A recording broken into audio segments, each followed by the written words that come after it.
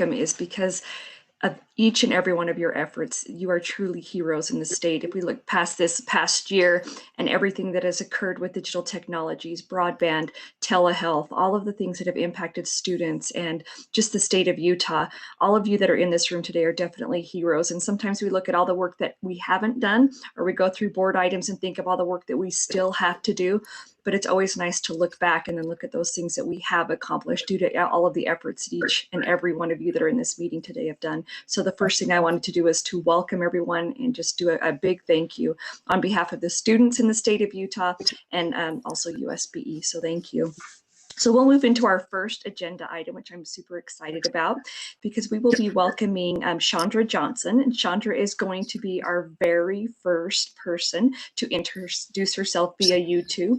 Chandra is our she will be representing the Utah State Libraries. So Chandra.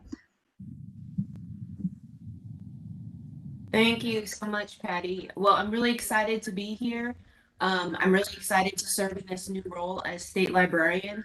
I'll give you a short overview of my background. I was born and raised in Nebraska and Iowa.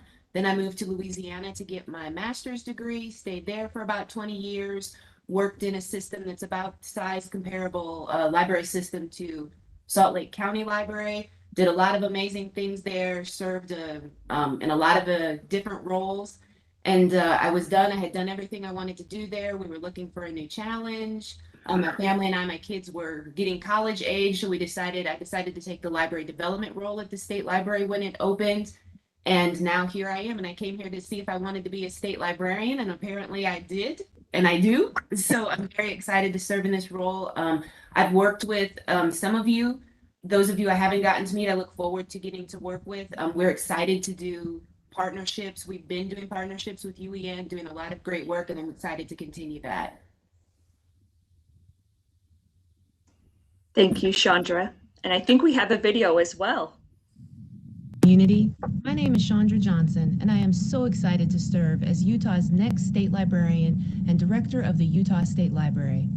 I have gotten to know and work with many of you the past couple of years in my role as Library Development Program Manager here at the Utah State Library, and look forward to continuing those relationships and building new ones. As this last year has proven, today's libraries not only continue the core values of access to information for all, supporting literacy and lifelong learning, and being a community resource, but have expanded their vision to offer diverse services that impact lives in so many different ways. I look forward to working with the Utah Library community and each of you as we continue to improve services, collaborate, and support and learn from each other during these challenging times and beyond. Please feel free to reach out to me or our wonderful team here at the Utah State Library anytime. Thank you, and I look forward to working with you. Greetings, library community. My name is Sean. Thank you, Chandra. We are truly lucky to have you on board, and we look forward to working more closely with you, or at least I can say I look very forward to this opportunity, and I'm sure everyone else does as well. So if we can just do this, I don't know if everyone can do this or not, but if you could turn your cameras on and do a welcome however you would like for Chandra and her being a part of our this. All right, we can move on to our next agenda item, which is an action item. It's the approval of the April minutes. So moved. Do we have do we have any discussion to that motion? This is Denise. There's one correction. If you go down to section 4.2 for the next meeting, it talks about adjourning the February meeting. That should actually read April. Okay, and I forgot to have a second to that original motion. Did we have a second to the original motion? I'll second it. Okay, and then it looks like we have an amendment to the motion. The amendment to the motion is to change in section 4.2. And what was the date again? Have it read adjourn the April meeting, not the February meeting. Okay. And then do we have a second to that amendment?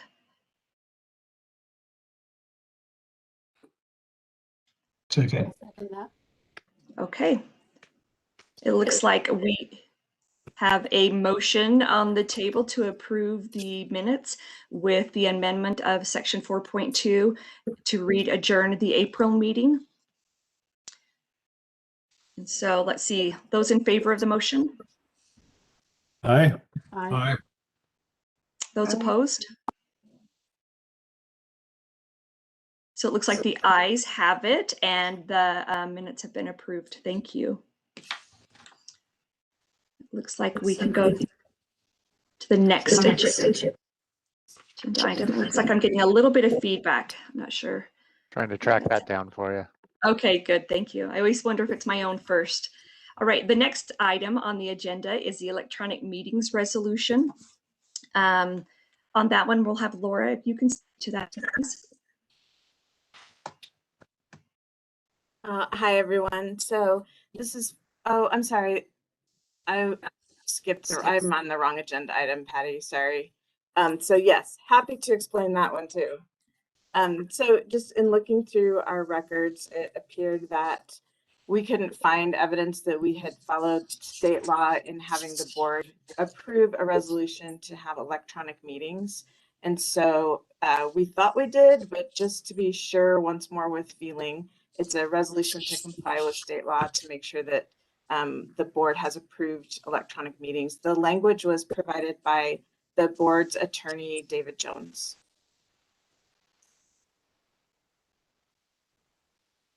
Thank you, Laura. Do we have any discussion or any questions for Laura?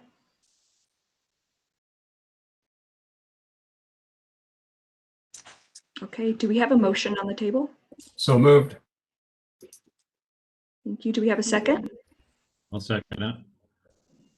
Thank you. It looks like we have a motion on the table and to also approve the electronic meetings resolution. Let's see if we can vote on that. All those in favor of the motion say aye. Aye. Those opposed? It looks like that motion passes unanimously. Thank you. Next, we have item 2.3. It's the bylaws and policy change. And again, we have Laura on this. Yes, give me 1 second to pull up the right document. So we have been going through all of the different policies, and if you recall from the last board meeting, there were some that were brought forward for review. There haven't been any big discussions about the ones that we've recommended. So let me pull up my screen sharing so you can see. So last time we talked about eliminating the UETN's policies for acceptable use and the VoIP policy. They're very obsolete and use old terminology and that kind of thing. The second part of this motion is to approve the changes to the bylaws, which I'll share with you in just a minute. And then as part of our requirements from the Corporation for Public Broadcasting, the board is required to approve and recommit to its diversity policy every year. So these three things could be taken as one motion or separate. And then I've also just listed there some other policies that are in the process of being developed. So I've changed to, I'm sorry, 1 second.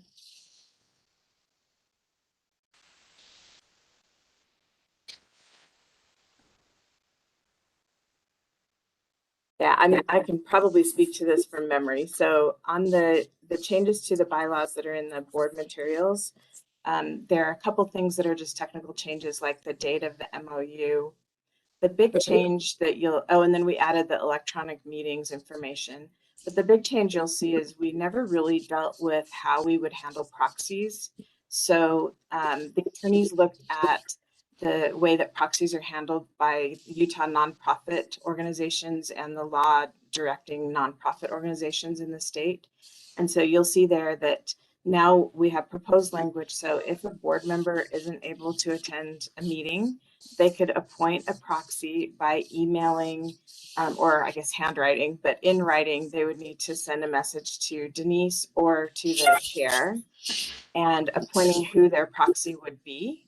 And the proxy that they appoint needs to be someone who's also on the board. So they could appoint the chair or any other member of the board to represent them. And then that person would obviously have 2 votes, their personal vote, and then the one that they're serving as proxy for. And then when we count as a quorum, they would count as 2 people for purposes of a quorum. Those are really the 3 changes to the bylaws that they recommended, and it's been reviewed by University Council and also the David Jones from the AG's office. Thank you, Laura. Do we have any questions or comments for Laura? Okay, so I think the first thing that we're looking for is whether we take these all as one motion or if we separate them into 3 separate motions.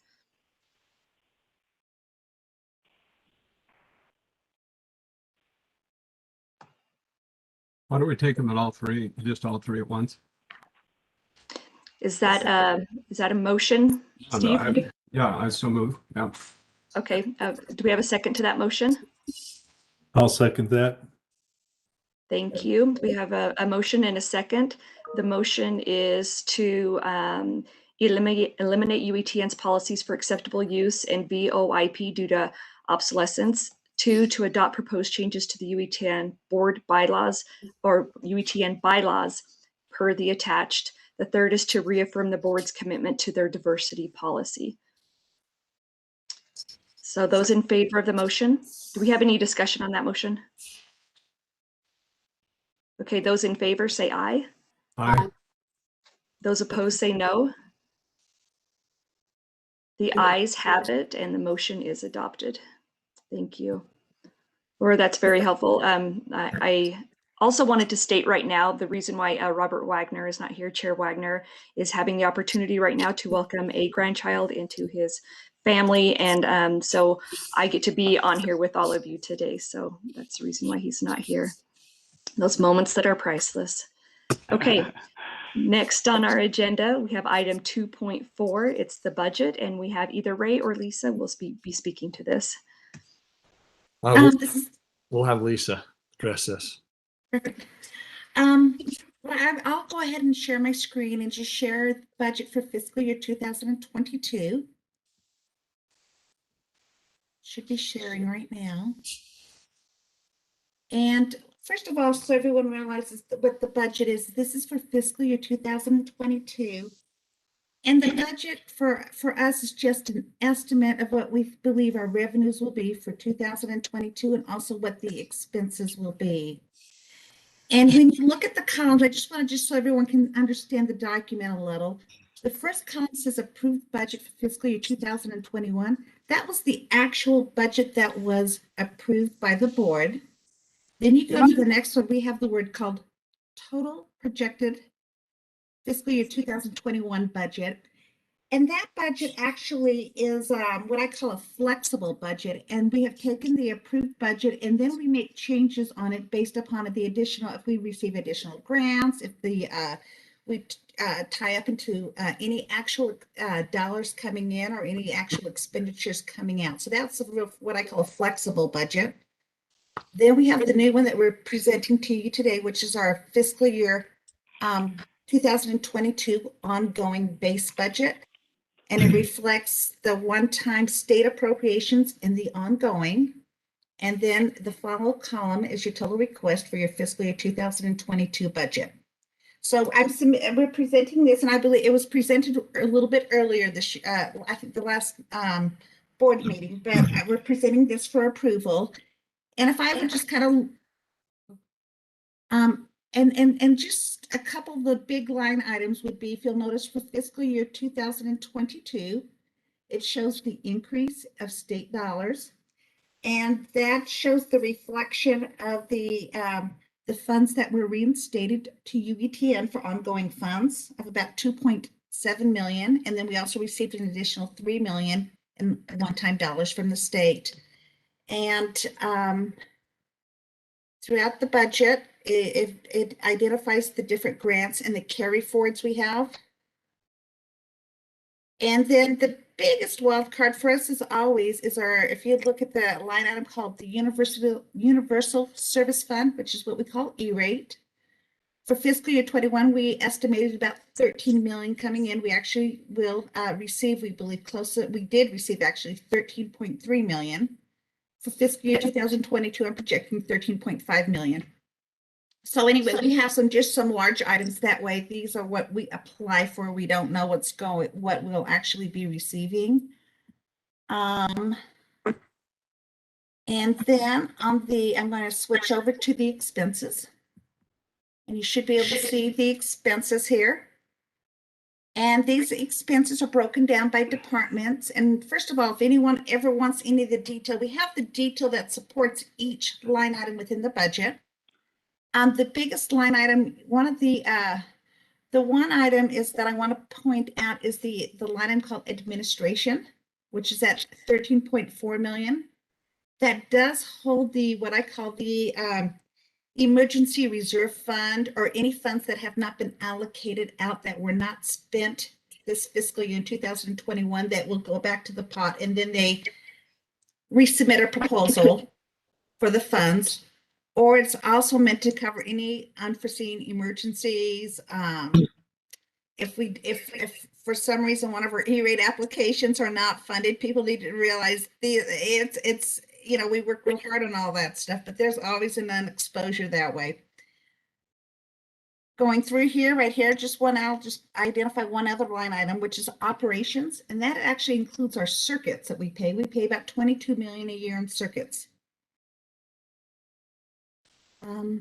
Anyway, I'm trying to kind of show through this. I don't know how much information people want, but probably I guess so. At this point, my question would: does anyone have any questions? I think most people have seen this document before, and like I said, we can provide detail for anything that anyone wants. Ray, Lisa? Yes. Yeah, Lisa, I have a question. Again, we have Utah Futures is still listed there. We Can you do. explain that? Right now, actually, those are the funds that were left over for Utah Futures. What we're going to do is now we had some expenses coming through this last fiscal year we didn't spend, so I've pulled it over. And what we'll do is that we will review what if there are expenses that we can receive approval on, that we can spend the funds on, we will do that. And actually, Laura and I are going to review to see what our options are. And if that is not an option, then we'll, at the end, if it's not appropriate, then we will return the funds. But we'll work with the legislature on that. I'll work with Thomas, our fiscal analyst, to see what is the appropriate usage of the funds. Okay. But we will try to do a match of that. But we are aware of that. But at this point in time, we do have the funds, and we'll move forward. All right. Thank you. Do we have any other questions for Lisa? Yeah, I do. This Steve has. At least on the income side, then, is that the last? That's the final total on the CPP grant, right? That's what it will be from now on.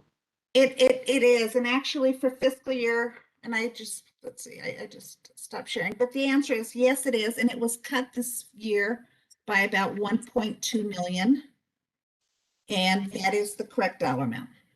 Okay. And the one next, the Network Operations Center. Yeah, the total projected, but it's about 24. Has that gone up? That's gone up significantly. Is there any kind of explanation as why that is the case? What's happening on that one is actually, and that one and that is actually the ones we have our circuits, and what's happening on that, we're moving from 1 gig to 10 gig. Okay. And those are the additional costs we anticipate that will be associated with that. And so we're just transitioning, and that's what we believe it'll be. Okay, and so that's the overall operations, but the Network Operations Center, because of that additional capacity, we needed more help in the Operations Center. Is that right? Oh, you're talking about, I'm sorry, the Network Operations Center. Yeah, that's actually where we've gone 24/7. totally. Okay, all right. Sorry. Yeah, Looks good. Thanks for all the good work you do on that. thank you. Do we have any other questions for Lisa? Lisa, thank you for reviewing all of that. I think one of the best things about reviewing any sort of budget at all is that you get to go back and see the work that has been done and then the work that needs to be done as well. So thank you. It's always a nice synopsis of the work that's being done. Appreciate it. Do we have a motion? So move. Approval. Okay. We have a motion on the table. Do we have a second? Second. Second. Okay, we have a motion and a second to approve the budget for fiscal year 22. All those in favor say aye. Aye. Aye. Aye. Any opposed? It looks like we have unanimously approved the fiscal year 22 budget. Thank you, everyone.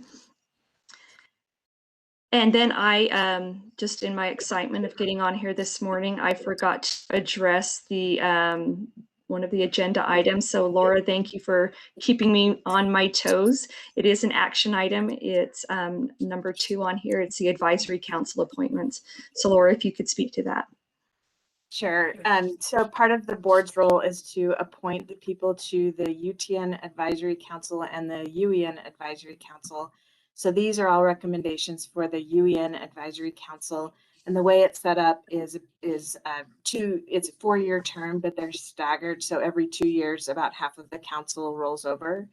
So working with the chair, Rick Gaisford, and co-chair, Shelley Bellflower, we went through each of the appointments that was up this year.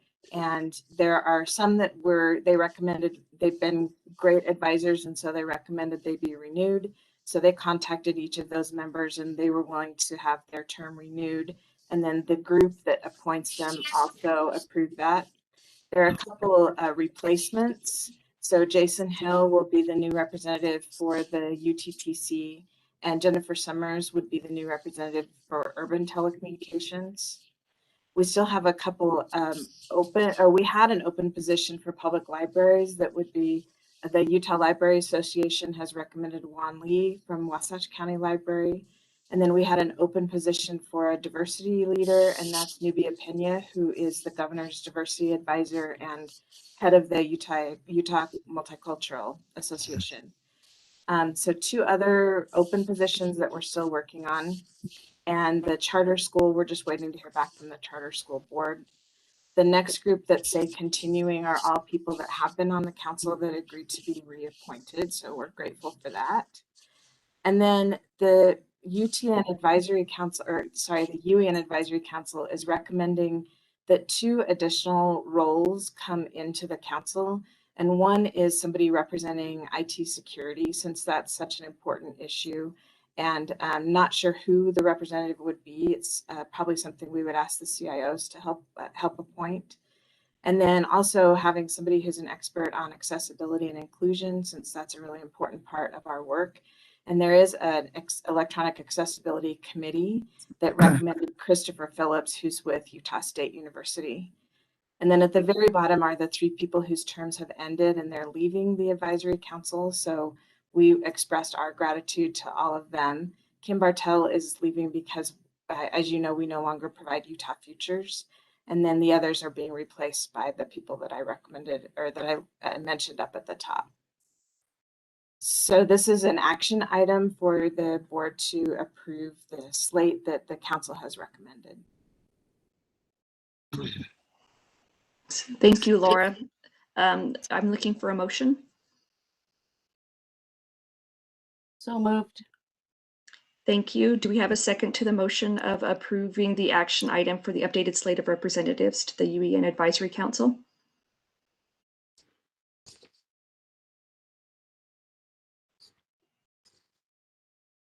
I'll second it. Thank you for the second. So in restating the motion, the board will take action on the updated slate of representatives for the UEN Advisory Council. All those in favor say aye. Aye. Aye.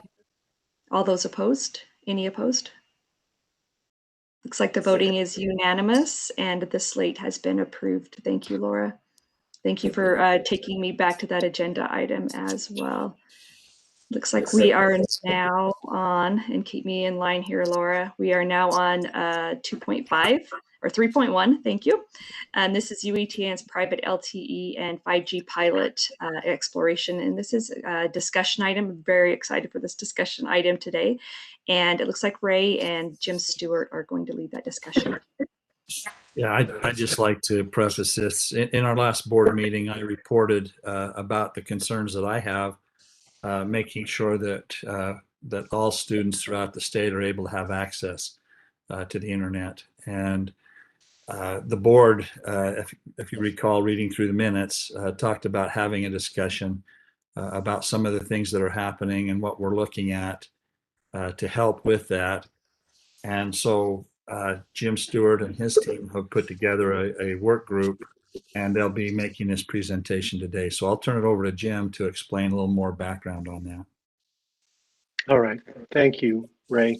And we're looking forward to this discussion. We're really actually going to start off with a video, and then Dave Long will introduce some of our guests today and start the presentation. So Dave, I don't know if you want to say something before the video, or if we're just going to go ahead and play the video. No, I think we start off with that video and just get everybody into it. Perfect.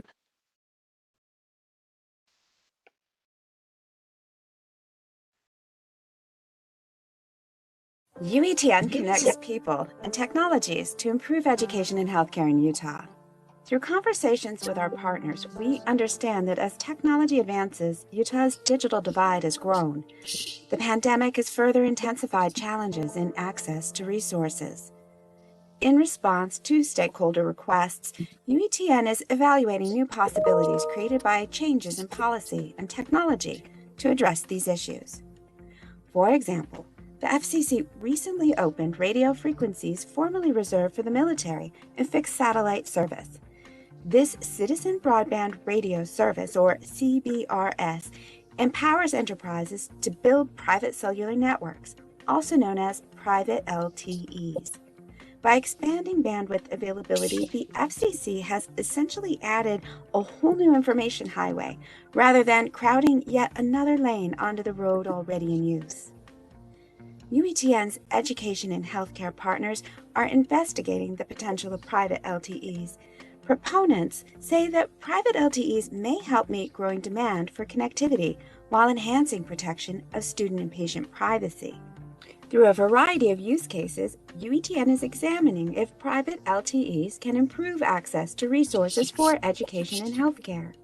UETN and Murray City School District are testing one way private LTEs might work.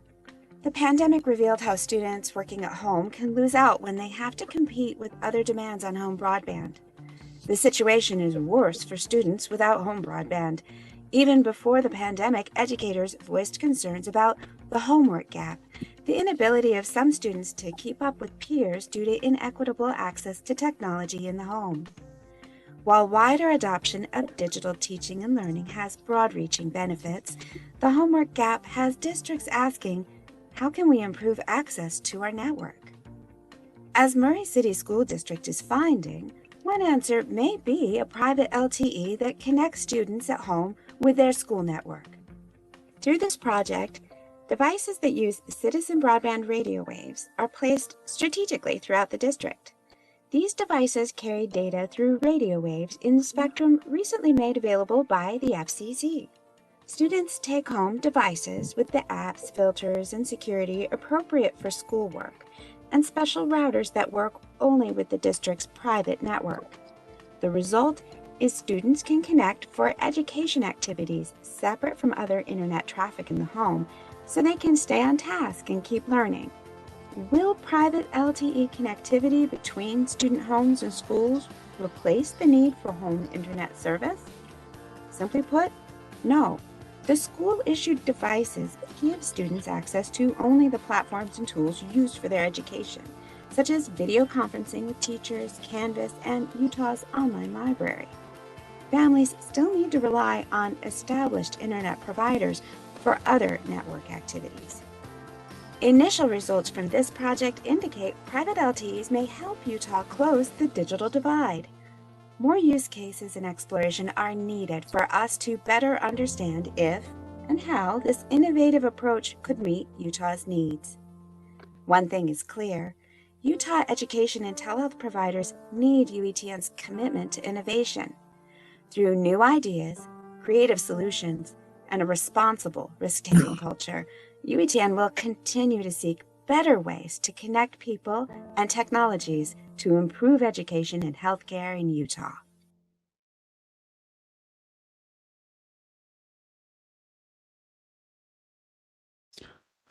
So that's just a great introduction to this whole project that's been going on.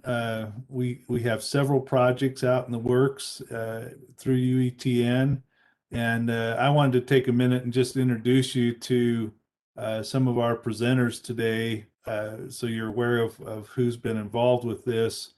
It's been a pleasure working with Jim and his team and with other stakeholders around the state on this.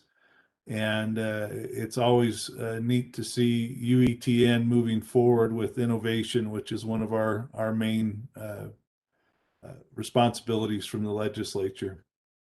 Bear with me here as I read through some of this. There's quite the lengthy titles in some cases with some of our co-presenters, but I wanted you to get the full feel for who's been involved here.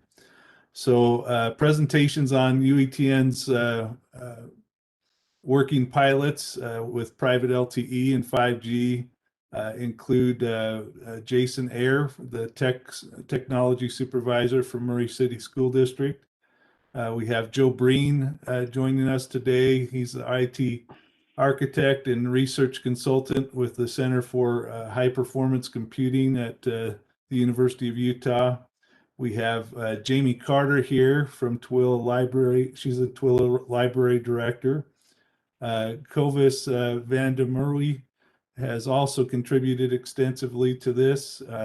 He's an associate professor for the School of Computing and professor for the School of Computing and PI for the Powder Project. Scott Langford is joining us with this, a fellow board member. Scott is here as a representative, the CEO and administrator for the Beaver Valley and Milford Memorial Hospitals. He's also helping us present on how this affects our telehealth side of this. And finally, we have a video that will be presented at the end from Brian Bowers. And Brian is the president of the Utah 5G Alliance, and just shows the extent to how our partners are working with us on these projects. I wanted to start this off today with just a brief review of UETN's mission as laid out by the legislature. So we've put together a few slides to discuss that, and just want to show how all these efforts and partnerships that we're working with are right in line with UETN's mission and helps us to stay focused on what we're supposed to be doing for the state. So the main part of our mission, as you know, is to coordinate and support telecommunication needs. And we were tasked to do that for public and higher education, public libraries, and affiliated entities. The entities affiliated has grown, as some of you know, and we have our telehealth network and some others joining in there. With that, the next item the legislature laid out for us in the code is they wanted us to develop and implement a statewide network. And they were very broad in their definition of how they wanted us to do this, being very future focused. So they told us to use satellite, microwave, fiber optics, the broadcast systems that were out there, but also to be developing other transmission media. And that's where these projects with 5G and private LTE get us into. The biggest part of our effort is to coordinate all these things. The network is very diverse and robust, and as such, there's a lot of players that have different needs. Our stakeholders throughout the state are always requesting access in different ways. And so this becomes a very stakeholder driven, and it's spelled that out in the code, that our stakeholders come to us with the problems, and UETN's tasked with trying to find ways to solve those problems. And that's what we're all about. Along with those tasks, we're always being asked to give the best service at the best cost for the best use. That's called out right in the code. So we want high quality, cost effective internet and access to the internet for our schools, our telehealth, our libraries, all of our partners that are out there. So this puts UETN in a unique role, and the vision I believe the legislature had for UETN is captured here in this part of the code, where they tell us they're looking for us to procure, install, and maintain these systems to provide the expert telecommunication services. So really, the UETN staff is looked to as the experts in the state. And I can tell you from my visit with legislators on the subject, they look first to UETN to answer their questions. And they are very much expecting us to be the person in the middle who's working with the private providers as well as the public stakeholders that need services, and make sure that telecommunications equipment and services are working the way they need to. Now, in the original mission of UETN, it called for implementing distance learning. And as you saw today with the vote we took earlier, distance learning is changing. So much so that our policies have to be updated. And this last year with people going home and being in situations like this where we're presenting online, we've seen more and more that there's all kinds of ways people are expected to be able to communicate in a distance learning environment. This has reached a point for me as a superintendent in the school district as we look to relocate our concurrent enrollment center for one of our high schools. We're actually asking ourselves, do we need to build and design that center the same way that we did before? Because it's possible to deliver right to the individual laptop like we're doing in this setting for those services. So we do whatever's needed by the entity. And for some places, the best setup will be a big room with a TV screen and the mics and a way to communicate in the current system. For others, it'll be that delivery over the computer. But again, it's stakeholder driven and whatever the situation calls for. We are asked to work with the private sector in all that we do here. They're one of our, we can't do our work without them. And so we want to partner with them, and we want to make sure what's being delivered is cost effective and high quality, and that the services get to our end users, that they don't have any hurdles for getting access. And that's one of our big focuses. And so with that, one of the things that we have to do in our partnering is avoiding duplication of effort. So it's not our job to go out and build a network that replaces the internet service providers network. We partner with them on providing services. And so we look at facilities, equipment, and services that are being provided, and we make sure that we're working with our partners in a way that's most efficient for the state. And this goes into our next focus, which is the state economic development criteria.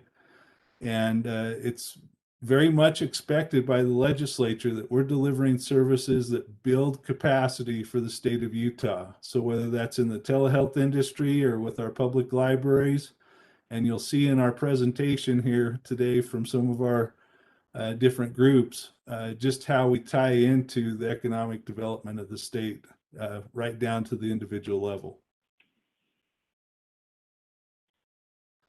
And so ultimately, it's our job to ensure access.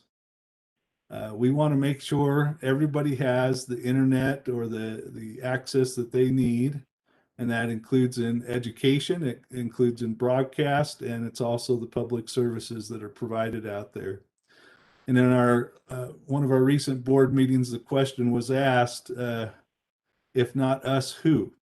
And so really it is our job to make sure the connections out there work and that people are getting the access they need so that we can remove things like those homework gaps and do the work of providing healthcare services and other things where the people are and where it's needed.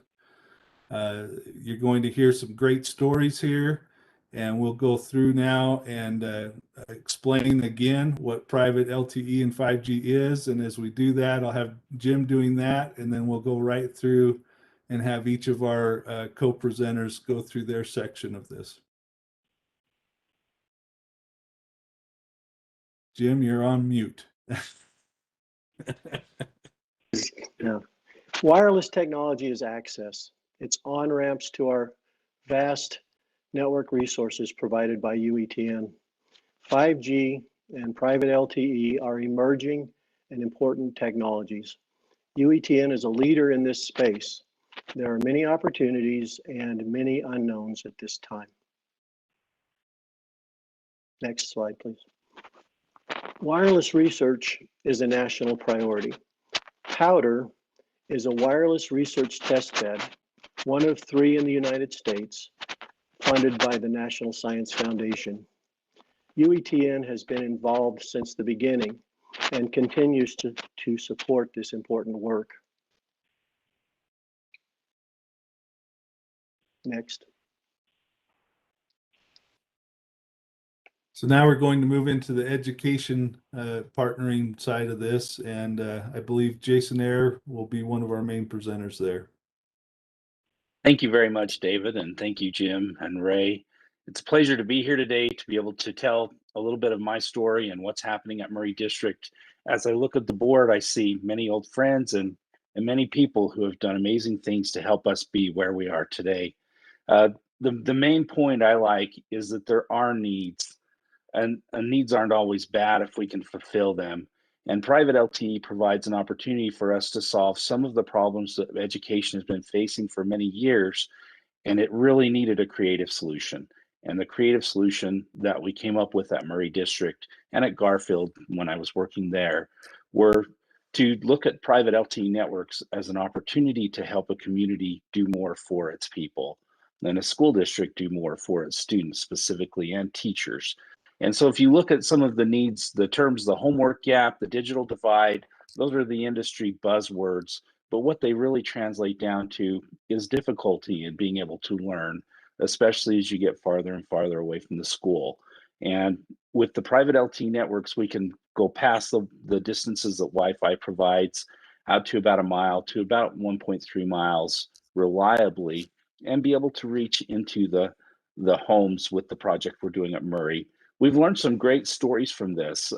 We found that children with special needs and our special education students, that we've had many grateful parents who've been able to connect them and have them in a very, very safe and a very, very specific place, so that some of those learning disabilities of ADHD oftentimes encourage kids to jump around to other places. Some of the other disabilities bring up their own multitude of challenges. But what we found is that they can use the network that we've provided and be able to connect from their home with all the safety that they connect with in the school. Other at-risk programs, youth in custody, we're able to provide their devices the access they need, even when we went into closure. Probably the most interesting and touching story for me was when we had a mother with 3 foster children and one of her own who was struggling because her students were not connecting the way they needed to or engaging appropriately with distance learning. And she felt like she couldn't take their cell phones away from them because that's what they needed to learn. And when she came and picked up a router at our district office, which was just a few blocks away, she took it home, and I took a picture of the look of relief that she showed. And we touched base a couple weeks later, and she was able to appropriately control the technology that her foster children and her own child were using. And it's interesting because they live in a log cabin in the middle of an industrial area. They really don't fall under any of the residential standards, and there's very few internet options available to them. But they are able to also be part of a low income program and get some limited bandwidth there. But this made it so that that education and the learning was able to happen in that home. We do some things in our schools that people don't have the time and sometimes the resources to do at home, with filtering, only whitelisting certain applications, keeping our devices focused for just education.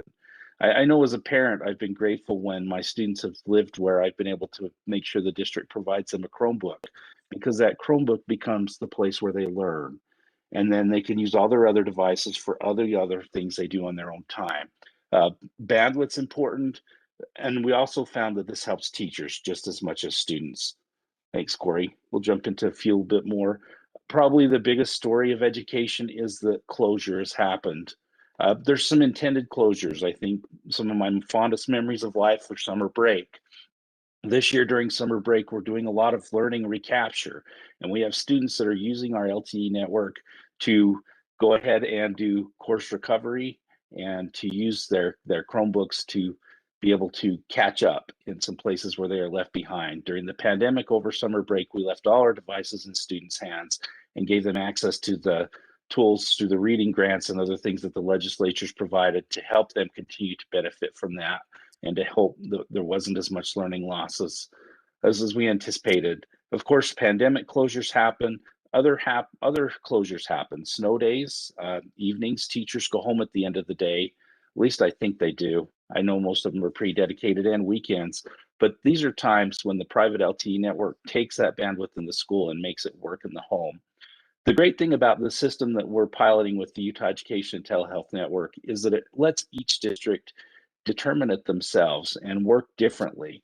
And so districts filter differently. Some districts allow more social media games, some districts completely prohibit it, like mine. But the great thing is the system lets the districts roll it out the way they want to. It lets them be self-determined. Cybersecurity is going to become more and more important. I saw that on the advisory committee that you were bringing someone in with a security focus, which I think is a huge value add.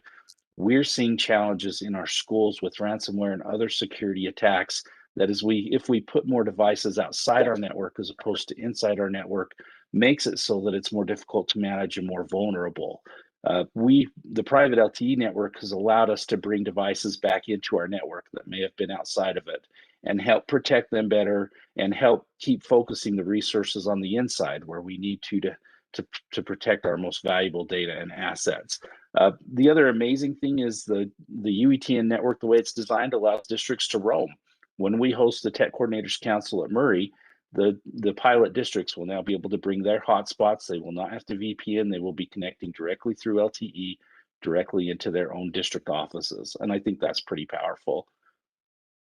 The great thing with this is districts can determine if they want to roll out just on campus for E-rate compliance, but campuses are more than just the main building. You've got agriculture fields, playing fields. There's a multitude of use cases that are coming up, like broadcasting sports, maybe sports that aren't in the gym, but sports that are clear out on the edge.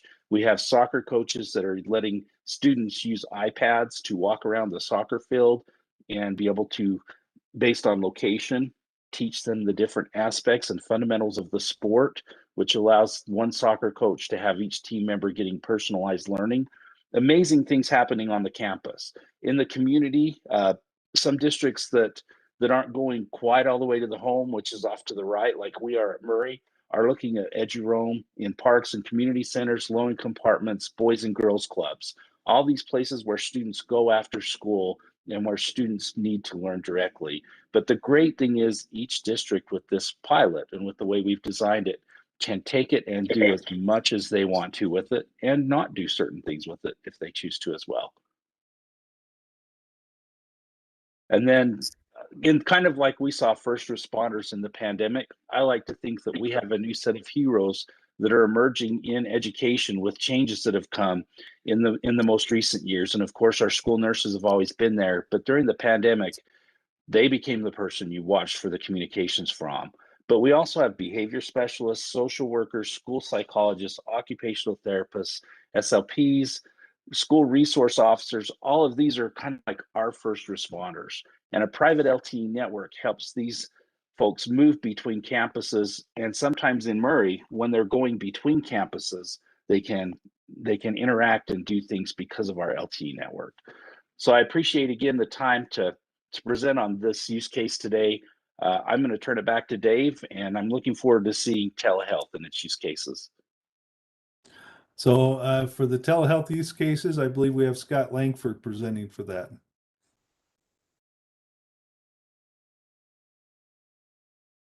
Okay, telehealth use cases. One of the things pandemic showed for us was that we were actually prepared. Our hospitals were prepared with telehealth. We were ahead of the curve in a lot of ways, but we couldn't meet our clients, our patients. The people that we actually needed to get to didn't have enough bandwidth to access the telehealth platform. So what we had was a lot of dropped calls, a lot of dropped appointments with providers, and the providers complained that there were pauses in the middle of all of their assessments and stuff, and it really wasn't a limitation here. It was a limitation with our people's bandwidth. So you know the next slides. The kits, Matt McCulloch probably talked a little bit better about this, but the kits that were provided to the schools, I haven't seen them yet, so I don't really know a whole lot about this, but I know that these are valuable tools as well. And Matt, do you have anything you want to add to this? This is really kind of your baby. Yeah, I just did a presentation yesterday to the State School Nurse Association on where we're at with rolling out the kits.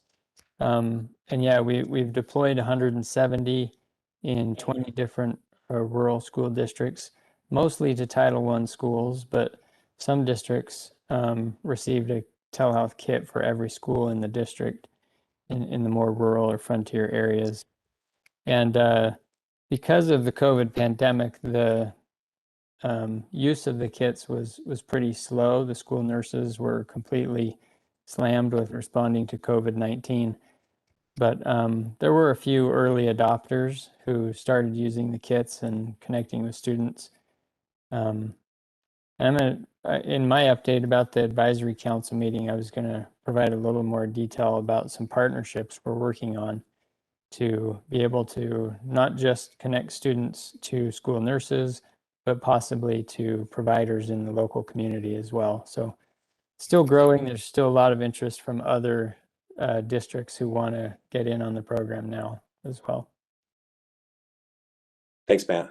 There's a lot of possible applications for telehealth.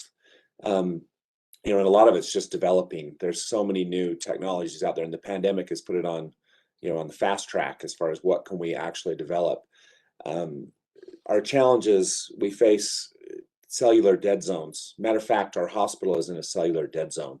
And the LTE network in the hole that the hospital in Beaver anyway is our signals are very, very limited, and so we struggle with this. There's also some other areas in the communities which I serve that you just can't get any LTE at all. So cell phones are almost useless with the commercial cellular networks that are available. But some of the applications are going to be telehealth based. It allows us to have some contact with specialists from outside of our communities, which is very needed here in our area as well. Currently, they have to travel, and so it would be nice to be able to have that access, especially for some of our elderly or disabled patients in our areas. There's mobile clinics, mobile testing. We struggled with some of the reporting requirements with the pandemic, vaccinations and vaccination clinics. And so our biggest concern is, our HIPAA compliance and how we can do that. But in talking with Jason and stuff, I think that's, something that is certainly possible. But we need access for some of these situations. Rural areas have a disparity in access to care, and I think this is a great start to resolve some of those disparities and provide access to the rural folks. So we're kind of excited about where this could go, and I'm excited to work with the rest of the crew. So hopefully everybody's getting a picture of just how diverse the needs are. There's multiple areas that we're looking to solve problems for from our stakeholders. And you're hearing this theme over and over again. There's a problem to solve in almost every arena, and UETN's efforts in these pilots with 5G and private LTE networks is trying to answer some of those solutions for us. So next we're going to go to our public libraries, and we've asked Jamie Carter to share with us. As Superintendent Long mentioned earlier, I am the director of Tooele City's library. I may have had the pleasure of meeting some of you on the board during my year as president of Utah Library Association in 2017, but there are some names that I don't know. So I'm excited to be here today because I get to share how expertise and support from UETN shows up in the lives of real people in Utah. Last summer, I received a message from a woman in Tooele who had lost her job, her home, and her vehicle during the rise of the pandemic. And I don't wish to share her name here, so I'm just going to refer to her as Anne. Once Anne found a new job, it was necessary for her to work remotely. An internet connection was a huge barrier to her getting her life back on track. The reliable connection available on the grounds of the public library created an avenue for her to succeed during a truly critical juncture in her life. And that connection is a powerful thing for her and for others as well. I'm sharing this because it illustrates how powerful this is, but I also am sharing this because I can't pass up an opportunity to thank you. I don't get to be in this space with all of you often. And I want you to know your work on this board is changing lives through communities all through Utah, lives just like Anne's. So the full text of her message is on this slide. I hope later on you'll take a minute to read the whole thing. Her thanks really are meant for each of you. And the amazing teams at UETN and at the State Library provide invaluable expertise that create these successes in the lives of real people every day in our public libraries. Go to the next slide. Utah's 145 public libraries, you heard it right, more than the number of McDonald's in the state. We are community anchor institutions, and we do specialize in relationships with individuals at every age and in every demographic. Librarians are information professionals, but some of the things that we enjoy even more than that informational role is that we get to be personal cheerleaders for people who come in the doors.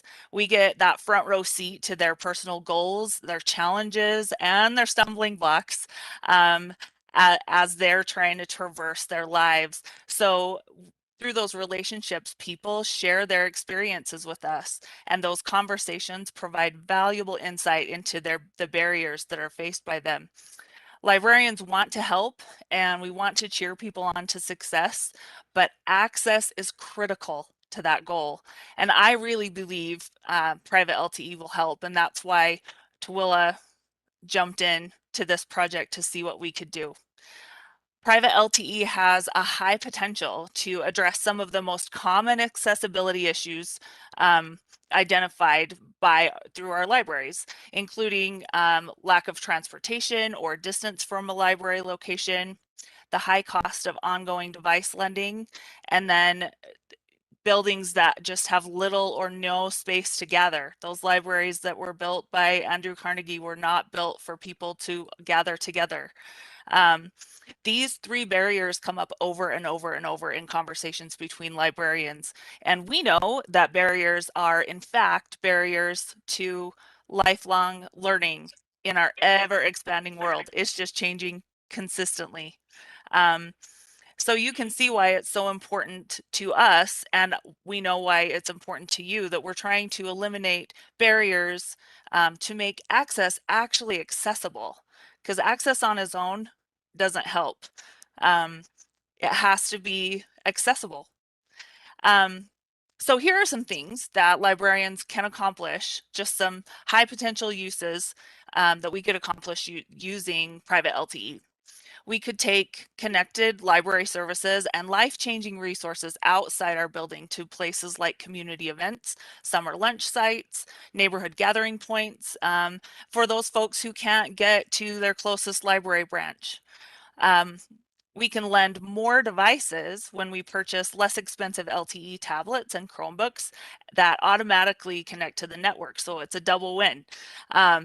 These device types are more cost effective and they really provide just that simpler connection than a traditional laptop. We can also deliver connected programming in gathering places outside of these smaller library buildings to introduce more of our community members to each other, which is important to us, and to tools typically not available outside of the library walls because there's not a connection. We can install accessible, reliable internet connectivity in parks and community gathering spaces for public use. And that's what Tooele is focused on.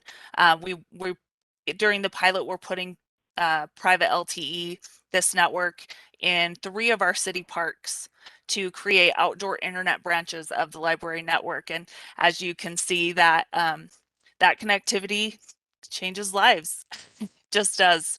So public librarians want to continue to explore the potential of private LTE to improve lives. And when we combine UETN's technology expertise and the ingenuity of librarians through Utah, every Utahn could have a connection necessary for success, just like Ann did. So again, thanks so much for your work. I can represent all libraries in the universe in saying that you guys are amazing. So I will turn the mic back over to Jason. Thank you, Jamie. And I've been asked to give this higher education use case for Weber State. And why is the K-12 guy doing it? It's kind of an interesting story of how our 2 organizations come together, our 2 entities, so to speak, as we're looking at what private LTE can do inside a community and inside a campus. Ogden City is one of the districts that's actually looking at rolling out based on their own determination out into the community. And as they engineered the network, they realized that it made sense to use some of the high buildings that sit on the Weber State University campus. And we approached Luke and the others at Weber State University for that. And we're shocked with not just the excitement, but the surprise from Weber State of what they could do with a private LTE network. They're interested in hotspots for their students to help. It's not just K-12 education that could benefit, and not just lifelong learning, as Jamie mentioned, but it's kind of that in between of higher education learning as well. As I reflect back on my life, some of the funnest events I went to were pop-up events that happened on a college campus. And they're looking at pop-up events, video surveillance, making EduRoam work where it doesn't work in between the buildings and somewhere out, some places out in the community. And probably one of the more interesting ones I have my eyes on are remote SCADA. We've seen problems with the electrical grid, and there's been entire books and things written about it. And being able to use these control systems and things in a secure manner is just as important as some of our private health and other use cases. But this privacy, the security, these all continue to resonate as needs and use cases in our greater education, government, and other community efforts. And then I'm going to turn over to Joe Breen, who's going to talk about research now and take higher ed up a notch, so to speak. Thanks, Jason. So, as part of higher ed, there is research. Research is a key mission within the higher ed, and therefore a key mission for UETN on support. And UETN has been invaluable on supporting research at a state level, allowing the growth. As Jim mentioned earlier, Powder is one of the 3 currently funded test beds, and this is a major initiative of the U.S., so much so that the U.S. has been supporting and trying to push 5G and wireless initiatives for the past couple of administrations. And groups like the DoD just mentioned to Cobus that they want to be not just a consumer, but an actual driver in the direction of tech. And Cobus, feel free to chip in on anything. But the DoD sees 5G as a key piece, and so does some of the other government entities. This is about synergy and collaboration. Without the collaboration of UETN, Powder would have been not as strong because we can say because the UETN brought not only the tech but also the people network. Being able to look at things such as fiber when we were first going in for the proposal. This picture here shows, these pictures here show a couple of the base stations. Cobus is there on the upper left, along with Kirk Webb. Cobus is the main PI of Powder, and we're fortunate he could join us today. He can answer any questions that y'all have as we go forward. Kirk is the Senior Technical Director. Go ahead and next slide, please. This is the Powder overview, and I wanted to give a picture here, not only of what Powder looks like, just in a representational form, but also this is what UETN with its stakeholders looks like. You have a metro cloud, you have fiber backhaul, you have edge compute. Edge compute is just compute that's close to stationary radios, like these base stations I just showed you. You have controlled RF, which for us is within the lab environment in an anechoic chamber, as well as in some Faraday cages where people can look at over-the-air expertise. You have fixed endpoints on the U campus on sides of buildings. We've got mobile backpacks, mobile roaming user equipment, meaning like phones on buses, and we have different sensors. And this is a lot like as you look, this lab environment we can use to actually take some stakeholder use cases if desired and actually put on Powder if there's a desire, and this can mock up a little bit of what might happen. This is in addition to the prototypes that are actually the pilots that are actually happening. So let's go to the next slide, please. So here we have pictures of the bus unit with antennas out the back window and the bus schedule. You can actually schedule some of these buses for doing research on wireless as far as protocols, as far as networking slicing. So we just had discussions of the security needs and the desire for telehealth to have the ability to have maybe low latency type of work, say with a remote clinic and a person at Primary Children's or at the University of Utah Health. Well, these are use cases that need exploration as we go forward. And a 5G network has these characteristics, and we can explore some of these characteristics. We are researchers around the US are already exploring some of this at Powder, but then this work with UETN with the statewide pilots, this allows us to do this with stakeholders. So again, there's a synergy here that I want to call out, that because of this work that UETN is doing, because of Powder, we can explore things not just in the test bed at Powder, but as stakeholders have different use cases that need some exploration. There's expertise here at the university, as well as what UETN is providing, that we can tie together and explore these at a broader scale of the scale of the state. So network slicing at an isolation at the state level. Production grade core, this allows us to take, from a university perspective, we've got software defined radios, but this core that Jason described that UETN has and some of the commercial equipment at the stakeholders as part of the pilots, now we can take stuff that was potentially take things that might be developed or we could work on at the campus, we could also deploy at the stakeholders environment. So again, there's a lot of synergy and ability and opportunity to collaborate more. This next slide, thank you very much, is another area of data sets. So as part of what Powder has been creating, we're looking at spectrum, how to use the spectrum more efficiently. And we've created some, the team has come up with some good ways to monitor and be able to mitigate issues just within our environment on the campus.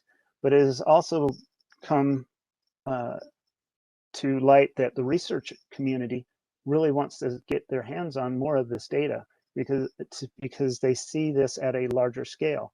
And we're now talking with UETN and the pilot sites of maybe taking some of this monitoring and deploying there, because this would start to give more pseudo production, pseudo prototype feedback of what does utilization look like at a state level.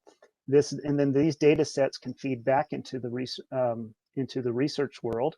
They can feed back into the stakeholders, because the commercial equipment that's going in at stakeholders places is limited only to what that commercial equipment does and is focused on, whereas this monitoring is looking at a broader spectrum, seeing what can collide, how is the spectrum used, what does it look like, and then to take this one step further, this feeds back into us as a state, but then it also can feed back potentially into the GO-ED broadband initiatives and emergency broadband initiatives to see, hey, how is the spectrum used out here? The FCC is wanting, it has rural and telehealth broadband mapping initiatives. This data may be of use to them. We're discussing different things with the FCC, and it'll be interesting to see how that pans out.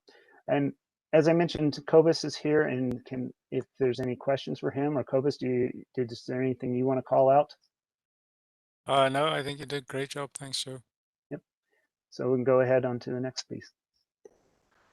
So we hope you're getting a feel for the diversity of the needs from our stakeholders. We had great information shared there by Scott and Jason and Jamie, and then the complexity that this goes to, that Joe is getting into with the research projects. We're not just experts in the field at UETN. We're leaders in the industry, and we're mapping the way for a lot of these technologies moving forward. I hope you saw the complexity of the kinds of problems that we're trying to solve in some of those slides that Joe was sharing with us, and I hope you go back and look at that. Once again, very stakeholder driven. Another government use case is Salt Lake City coming to UETN recently, and they're trying to get more access in their low income areas.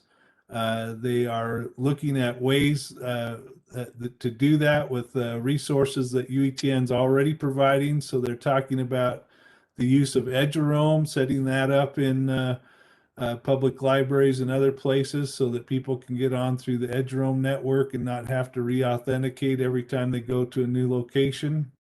But again, private LTE and the 5G comes up in this, and you get into the idea of parks and buses, the community centers that we've talked about, and other off-campus locations. Everything from, can it follow a person with a backpack, to will it follow them in their car? Can it get to their home? Those are the kinds of solutions they're looking for, because you're addressing everything from limited access and low income to actual access for the homeless, and how do they get a hold of these things. So as we go through these projects, just realize it's diverse, it's complex, and in each case, UETN stepping up to meet the challenges and doing it in a way that has national attention. Thanks, Dave. Private LTE provides UETN and our stakeholders, our carriers, many vendors, with many opportunities to work together, build capacity, and create economic growth. For example, there are carriers in the state of Utah building CBRS networks. And we're in discussions with them about how we might be able to share those radios so that the provider would be providing access to commercial services, and we would share those same radios and be able to provide access to those students in those homes with school resources. We've also identified Wilson Electronics, a Utah company that's working in this CBRS space with developing antennas. And we're working with them to see how they might be able to improve their products. And we've been talking to the leaders of the Utah Inland Port, and our information and experiences are helping to inform and to move their projects forward, because they're very interested in this private LTE and how it might help in their mission. Thanks, Jim. Really good insight on the economic development. I appreciate the opportunity to share a little bit about the pilot project. It's been something that folks at UETN, myself, Jim, Jeff Egley, so many people have been involved with this over the last few years. We've been looking at this technology, and we received funding from the CARES project to implement a straight up pilot project here in Utah. We started in July, just about a year ago, and we were required to have everything set up, ready to go by the end of the year, by December 30th. And it's been a fast and furious pilot project for sure. A lot of fun, a lot of excitement. Never a dull moment with the project by any means. Just off the slide, you can see the different 28 sites across the state of Utah. It really does cover all corners of Utah. And basically how these sites were selected, or they volunteered. You know, we've been presenting this technology over the last few years. We've been going to conferences and to technology statewide meetings and sharing this technology with folks. And as people have reached out to us and said, hey, they're interested in a pilot, they're interested in providing, being part of this particular technology, we took down their name. We've kept a list, we've kept a running list of people that were interested in it. And so when we received this funding from CARES, we just took out the list, went down, started calling people, talking with them, meeting with them, and every single person, every single site that said that they were interested, all wanted to jump in. We did not have one person turn us down and say, no, we don't want to do it. So there was a lot of interest, and they volunteered for this particular pilot to be part of it. And it's been fun to work with those districts and libraries that we have. We have 3 different libraries, as well as multiple school districts and school sites that make up the 28 total sites. One thing that I can, we can't go into a lot of detail. We don't have enough time to do this, but there is a website that's been developed. You can click on this link here and it'll go through all the details of the pilot, and hope that you'll jump in and do that. And if you have questions, please reach out to any one of us. One other thing I want to talk about on the pilot, this is really key to the pilot, and I know Jason and Joe and others have mentioned this Evolved Packet Core, the EPC. This really is the brains of this LTE network, this private LTE network. It's one that manages the SIMs that go into these devices, it manages the traffic and makes sure that it ensures that the traffic goes back to the correct place, that it's behind the students' firewalls and filters that they should be based on the district policies.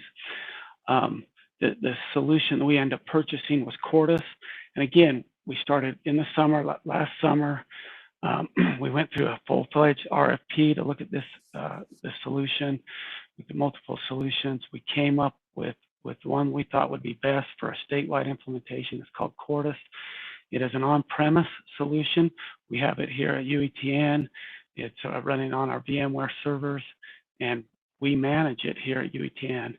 And what I think the most important aspect of the EPC is how fast we're able to stand this up and implement it and get it out there so we could meet the commitment to the CARES Act.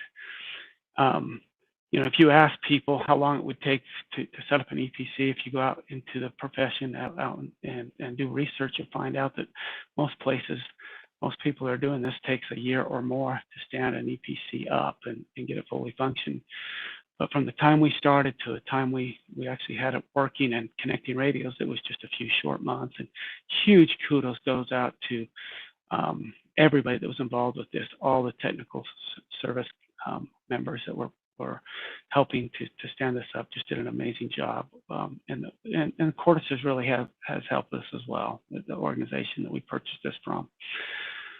I think one of the last things I want to just say is we stood up a network, you know, in just a few short months, a full-fledged private LTE network. And every single department here in UETN, all our stakeholders, districts, really stepped up. I can't believe how much fun it's been to work with everybody and the amazing things that were accomplished. We have such talented people here in the state of Utah.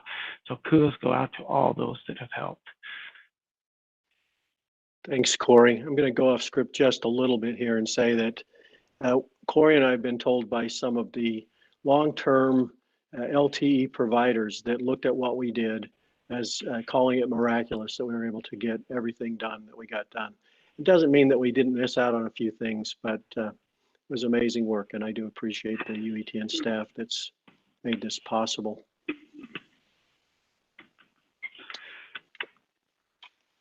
This is a map of coverage. It's sort of a typical map of what you might see at any one of these pilot sites of the coverage that we've provided.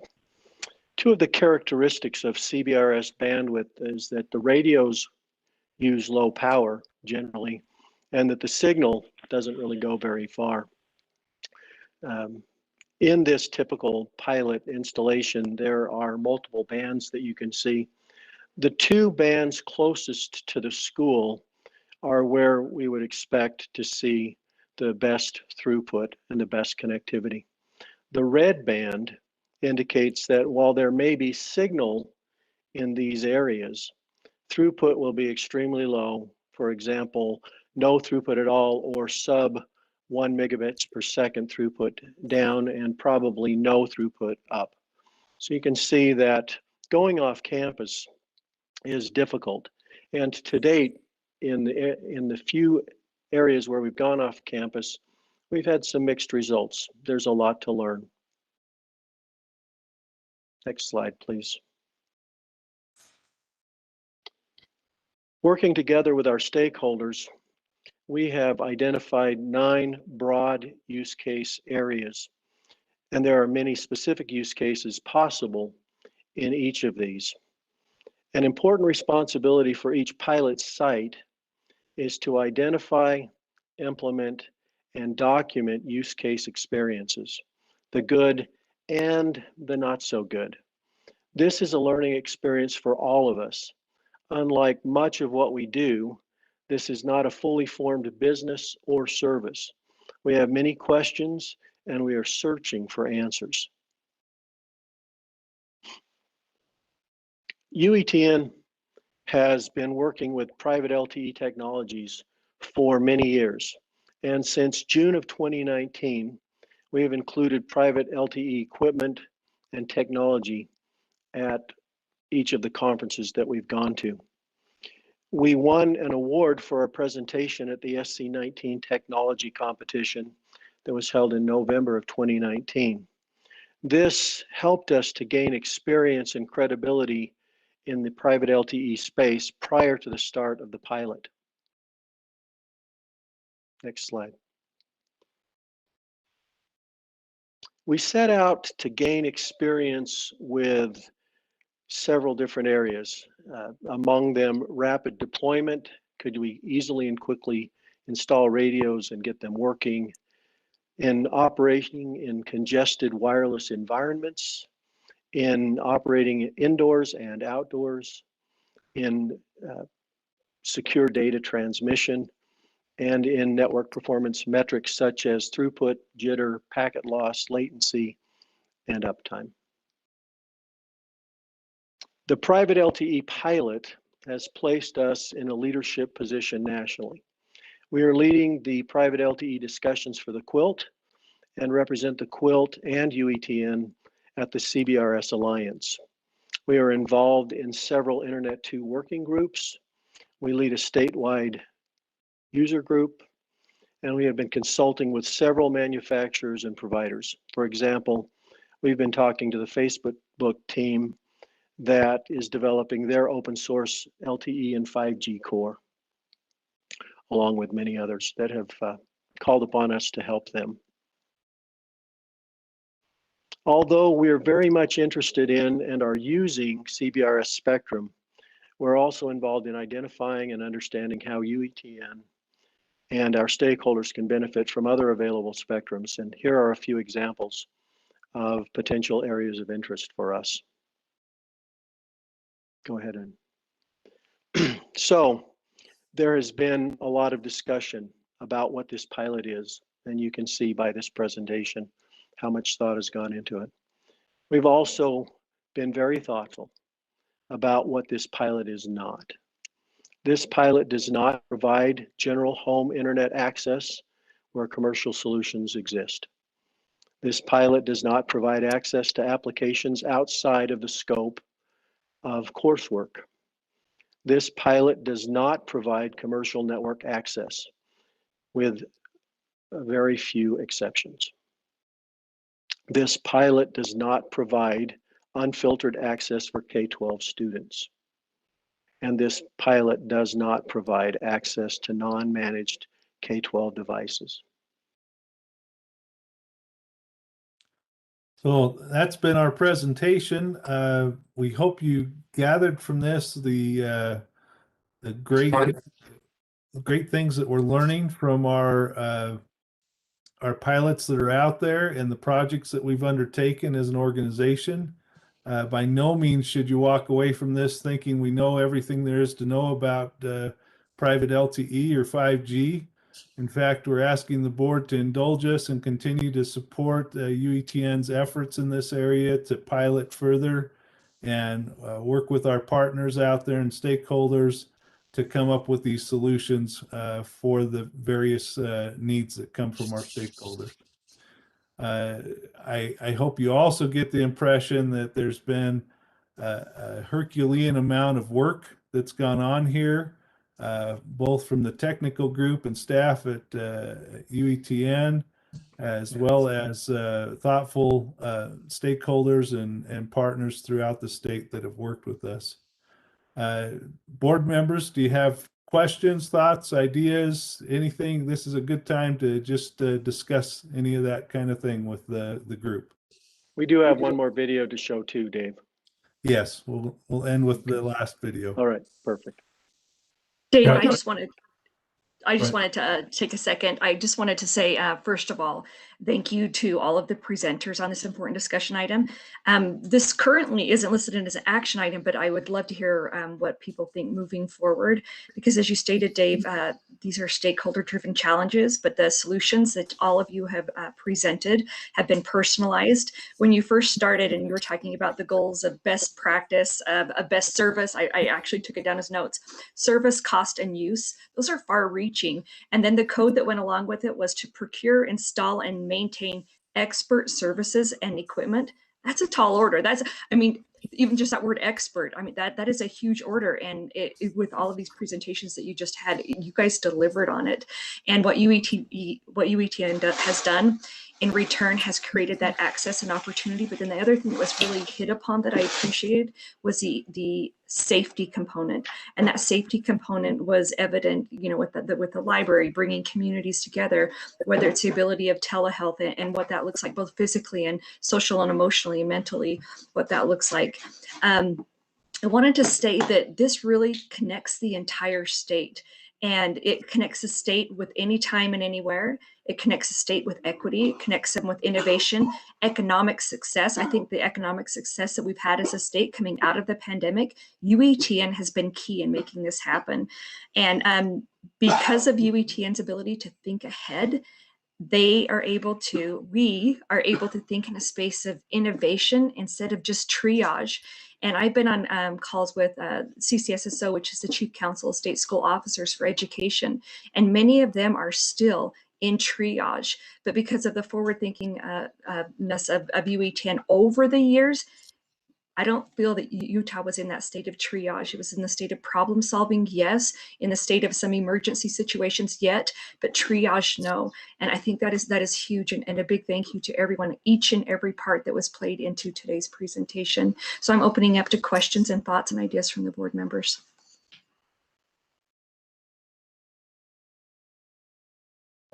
I just, I've not seen such a comprehensive kind of presentation like this. It's excellent, well done. Is there a chance we can get a copy of this? I'd really like to mill this over even a little bit more. But I have three questions, and I'm sure you've thought through these. First of all, particularly, as you know, with technology, it usually far surpasses security. What are we doing, and are we catching up so that these are secure, so that we don't lose private or restricted data? Or maybe the risk is not great enough that you're not concerned about that right now. The second question is, this was funded by CARES Act money, I guess. Is it financially sustainable? And if so, how will we fund this in the future? And then, of course, the third question is, are the private providers on board? And or are they feeling like we are bypassing what they ought to be doing? Or are they just concerned about the commercial and making money and not necessarily trying to support and help the schools out? It's a great question, Steve. First of all, I'll answer the security question. And yes, security is very important. And we have not taken any steps without consulting with Troy Jessup and his staff. And we're making sure that everything we implement, that there is a security component to that. So certainly it is a big concern to us. Steve, I do know that Troy's team has gone through an audit process. They're continuing to do that with the EPC core that we have at UETN and the different ways that the traffic is traversing our network. So they are looking at that currently.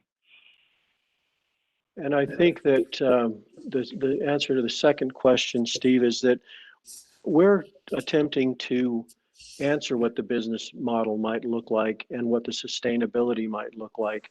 We don't know the answers to those yet, but I can tell you that when we look at something like the 5-year cost for the EPC core and the SIM card and things like that, we're looking at pennies per month per user to be able to do that.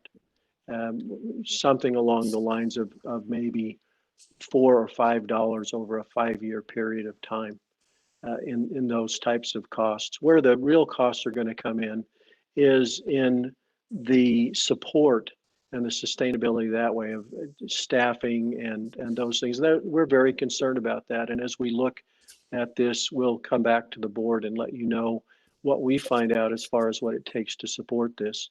And we know that we're not going to be able to do this on our own. And that's why we've engaged so many of our stakeholders, so that, you know, what we haven't done here is gone through all of the back end of how we're working with the stakeholders to implement and to take care of the technical parts of this. But we certainly are working directly with them. Yeah, and it would have to be some sort of a distributed model going forward. But because the beauty of UETN now and in the past is our ability to hold people together to work on problems in a common way. And it sounds like you've been doing that. And then the answer to your last question from my perspective is that there is some concern being expressed there, I believe, is misunderstanding about what we're trying to do. We did not initially message this very well. I hope to resolve that, and I hope to have that we can get these providers that are concerned on board with us.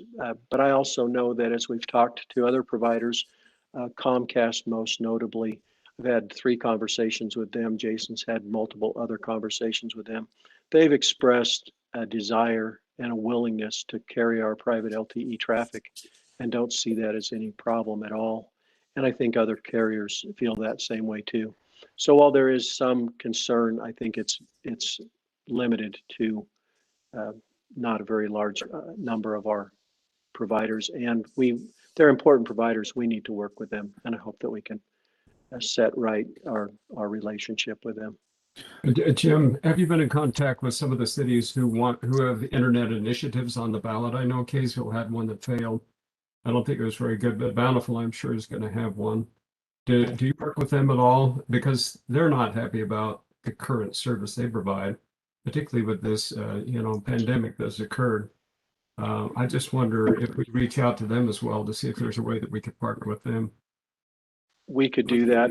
And there are some cities that have reached out to us.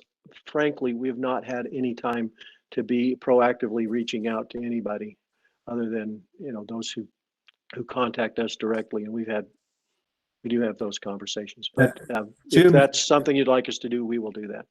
in fairness on that, Jim, I think we had 4 active pilots we were working on before the pandemic hit, and that immediately jumped to 28 with a deadline of December 31st to get everything implemented as we got into the pandemic.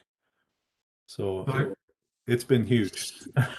And I think when we talk about the new normal, it looks like at home is going to continue, but probably not to the same extent it has during the pandemic.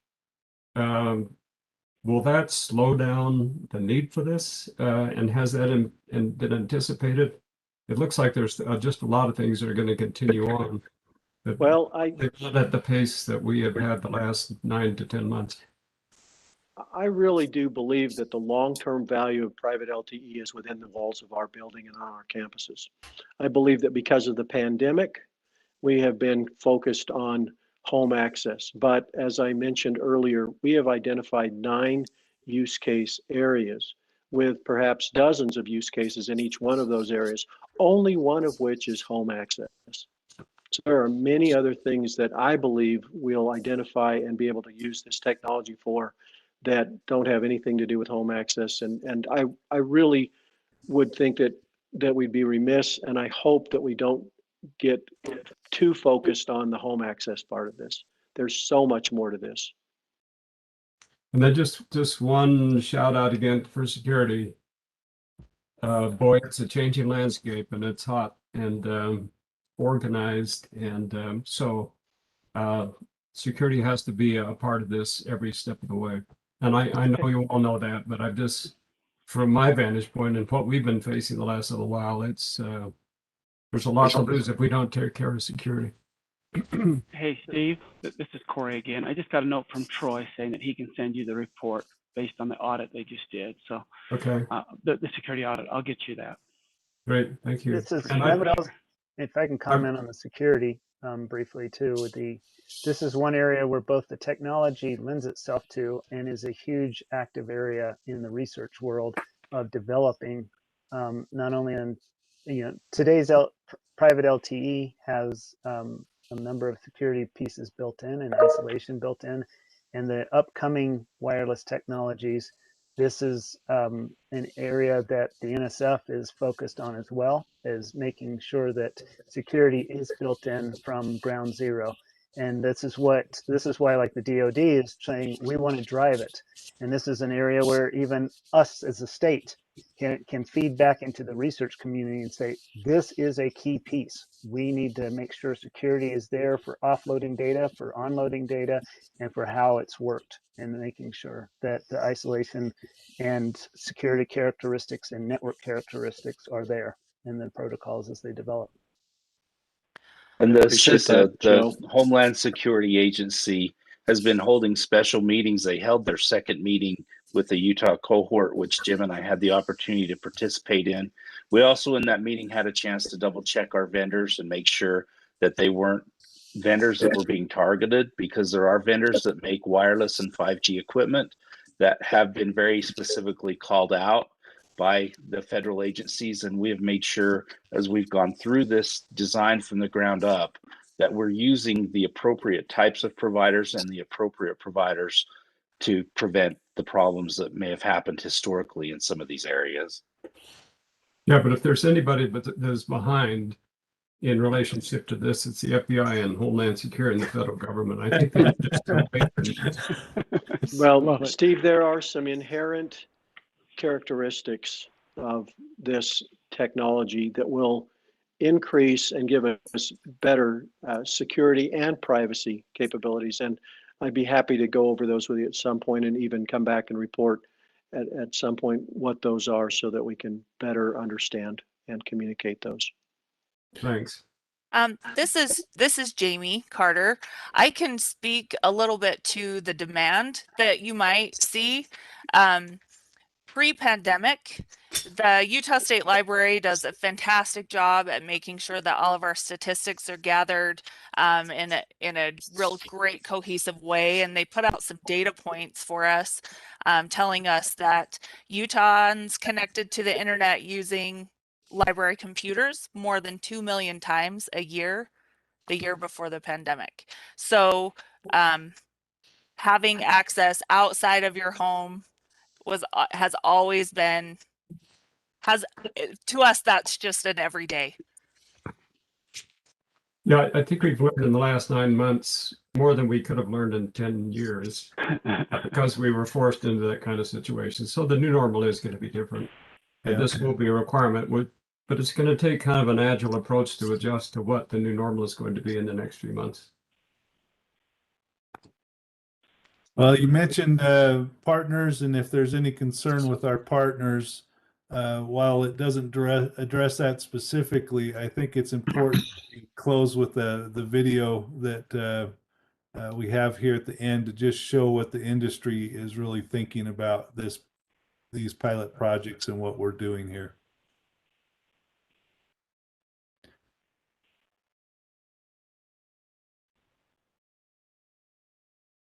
Hi, my name is Brian Bowers of 5G Alliance Utah.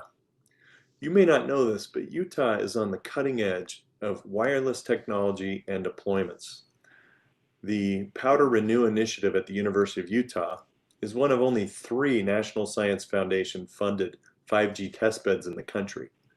And your very own UETN private wireless networks deployed at school districts across the state is receiving accolades and recognition in every major industry publication and blog and by technology providers. 5G technology represents a major swell of economic activity, some argue as significant as the creation of the internet. 5G Alliance Utah seeks to engage Utah companies and organizations in the design, manufacture, commercialization, and implementation of wireless technologies in Utah communities. In so doing, Utah will advance its position as a leader in the wireless industry. I see UETN as a critical contributor to this leadership position. By implementing private LTE networks on the CBRS spectrum, UETN is providing a much-needed service that is the envy of cities and school districts across the country. Providing this service while managing the content available to children on school devices and a school network is especially appealing to me as a parent who is concerned about children meandering into unintended content. As a member of 5G Alliance Utah, UETN is contributing to the broader Utah economy in an important way. By collaborating together, you are sharing the data related to implementing effective wireless networks with the Alliance and its members. This will provide a head start to Utah manufacturing and logistics companies, cities, hospitals, and universities who are seeking to build their own wireless networks for use in mobile, Internet of Things, and high reliability applications. UETN is at home in a state of progressive pioneers. You should be proud of the work you are doing for both your students and for the Utah economy. I look forward to our ongoing partnership with the UETN. Thank you for allowing me a moment to address you.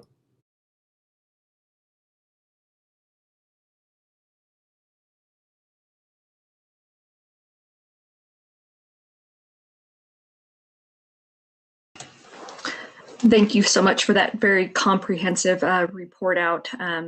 It just is, I think, something that just needs to be shared even greater. I agree, Steve, that more people should see it and really what UETN has been doing.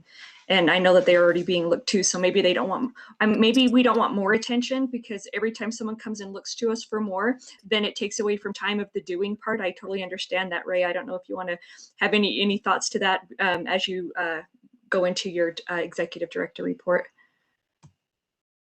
Yes, I have several thoughts. I know time is short, so I'll cut my report briefly. Patty, thank you for your welcome at the beginning of this meeting. That's pretty much what I would like to say. Is I am extremely proud of our organization and our employees and our partners. The way that we collaborate, I think you said it well. It's not triage, it's innovation. My relationship with UETN goes back nearly 40 years when I was a classroom teacher in Box Elder School District. If UEN at that point had said our mission is only to connect via dial-up, which is what I was using as a classroom teacher at that time, and UEN stopped there, look at everything we would be missing out on. We wouldn't have been ready for the pandemic, as you said. So I'm proud of this. Is a perfect example. This presentation, the collaboration, that we work with our partners, we listen. We have many other things. I just started jotting some things down. We had our that was the private LTE CBRS work group yesterday meeting. I sat through that and I was mesmerized by the knowledge and skill level that this working group has. And you've seen the result of what they're doing with their presentation today. Previously, I sat in on a video conferencing and distance learning, a 3-hour meeting. Just fascinating of what we're looking at there and where we're going into the future with that. I look at the video production. I look at our professional development, our instructional support. We're working with USBE and their specialists. We're reviewing math content, math tools software that our higher ed math teachers and secondary math teachers are excited about. And we negotiate those statewide licenses. Our field ops people that are out installing equipment and working hard, the tech support that we see, E-rate and the rural healthcare helping out, bringing in additional funding for us to use. Our security, as Steve brought up in the meeting, how important that is and how our security team works. Our network design and everything that we're doing there to make sure that we're future proofing and that we're ready. We had a network readily available, so we could, within a matter of days, go to online instruction in an emergency and did so very well. Partnering with the Powder Project and looking at the various spectrums that we need to utilize. And then the telehealth services, as Scott shared with us in the meeting. Those are all things that we continually are looking at to move forward to meet the needs of our stakeholders. That's our mission, not to build us up and not to pat ourselves on the back, but to be there in support of our stakeholders and help them be successful. It's not mission creep. I know a few years ago we went through a process of evaluating every service that we provide, and with the question of is this mission creep where we're just adding more things that we really don't need to be doing? We're looking at those things that provide the best benefit for our stakeholders. So that's really what my report is, Patty. I really am proud of our team, of all of our employees in our organization, and thankful to each and every one of you for the support and collaboration you give to us. So thank you. I just have to say that it is 100% exciting to be a part of a board that has this level, this caliber of staff being able to provide these outcomes, because we get to come and celebrate and then and innovate, as you just spoke to. So Ray, please pass that along to everyone that has contributed to these outcomes. Let me add one thing. I'm sure I've forgotten a lot of other things. That was just in a short 1 to 2 minute period. I jotted those things down. So there are a lot of other things happening that are of benefit as well. So thank you. Thank you. And I think we have time to hear from Alexi Matt McCullough for the UTN Advisory Council report out. And then we'll have time for, let's see, Rick Gaisford to do a brief one as well after that. Okay, thank you, Patty. I'll keep it brief. We had a great advisory council meeting a few weeks ago. We started out with a presentation by the Utah Department of Health on a recent telehealth survey that they did. And I just wanted to share some of the incredible results they presented in the meeting. They said that almost 95% of providers that responded to the survey who have used telehealth for less than 1 year did so because of the COVID-19 pandemic. So 95% who started using telehealth. So we've been in a great position to be able to help providers not only use telehealth with the telehealth platform that we've provided, but also help them understand how to use it, how to get reimbursed, how to build it into their current workflow. And it's been quite the incredible year. Let me share just 2 quick slides. I'll do this as quick as I can. The highlight of the meeting was the presentation of the 2nd annual Deborah LaMarche Telehealth Excellence Award. If you remember last year, we presented that award to Deb upon her retirement and said that we would continue to do that as an annual award. And we presented it last week to Dr. Jennifer Majerzik at the University of Utah Stroke Center. Got some great pictures of the presentation of the award by Rich Finlinson. And Dr. Majerzik brought a lot of her team along, and they were able to join her as we presented the award. We also, so there were 9 nominations, and they were all so good that we gave all of them a hard copy certificate of excellence for their nomination. And just the incredible work that so many people are doing around the state of Utah to advance telehealth. So that was a great opportunity. It was very fun to present the award, and we'll do it again next year and hope to continue to get more nominations each year. I gave a few updates on our school-based telehealth program, which I mentioned earlier. We also talked about the emergency broadband program and how providers can use that to help their patients get access to the internet. And then we gave a few updates from the NRTRC, our federal grant. We had a very successful virtual conference in April. We had 350 attendees from 33 states. And also we've rolled out our Canvas catalog of telehealth courses. And since December of 2020, we've had 32,000 enrollments and 20,000 course completions. So that tells you a little bit about the need for telehealth training and education right now. And so I'll end there. Thank you. Matt, thank you. I have questions, but I'm going to reach out to you individually, maybe with some of my questions as well. Thank you for sharing that just for the sake of time. So board members, if you have questions for Matt, if you could reach out to him individually. Thank you for being able to do that. I really am reaching out because I do have some questions for you as well. So Rick, if we can have the report out from you on UEN. Thank you, Patty, and I will also be brief. We had a great meeting last week. I think I've highlighted, and that it continues to highlight the innovation that we've sort of mentioned already today and in many other presentations.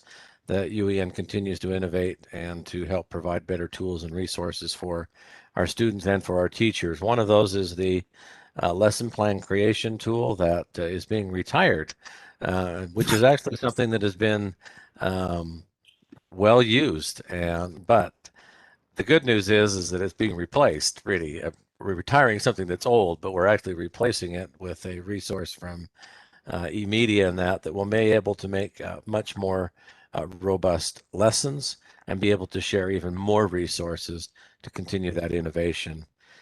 Yesterday, I received a text message from my daughter up in Oregon, and she was something for her. She has a daughter that's going to be going into kindergarten next year, and there was a program, and it would mean that she'd have to drive a long ways every day to take her daughter to this program. And then I sat there and I thought about what the second item was, the summer content on Camp TV and Preschool Pioneer, and all of the resources they have. I'm just going to send them to her and say, you can stay home and just take advantage of our resources down here, and that. So she's and that. And then we also had a report on a film festival that UEN is going to be helping to put together, and that again to foster that innovation and creativity among our students, and that give them an avenue to share the kinds of things that they're doing and the things that they are learning in their schools. And with that, that will be our report for this month. Thank you, Rick. Appreciate that. And if there's any questions or comments for Rick, if you could reach out to him directly as well. Is that okay with you, Rick? That would be great. Thanks. And that leads us right in. You just did a great lead into the broadcast report and inviting board members to be able to look through some of those things on your own. He called out, Rick, you called out that Camp TV, I think, and some of those resources that are on there. I myself am going to look into them for my grandchildren as well. So thank you for sharing those. Is there any other business in the last 3 minutes that we need to address?